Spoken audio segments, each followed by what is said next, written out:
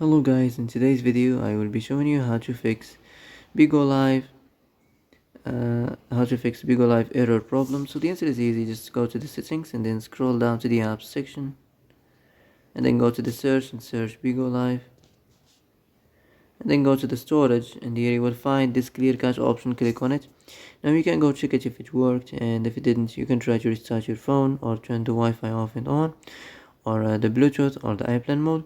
Also you can try to clear data, but be careful. If you clear data, all this application's data will be deleted. This includes all files, the settings, the accounts, the databases, etc.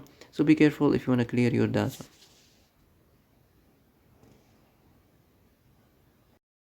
And that's it for today's video. I hope this is the answer you've been looking for.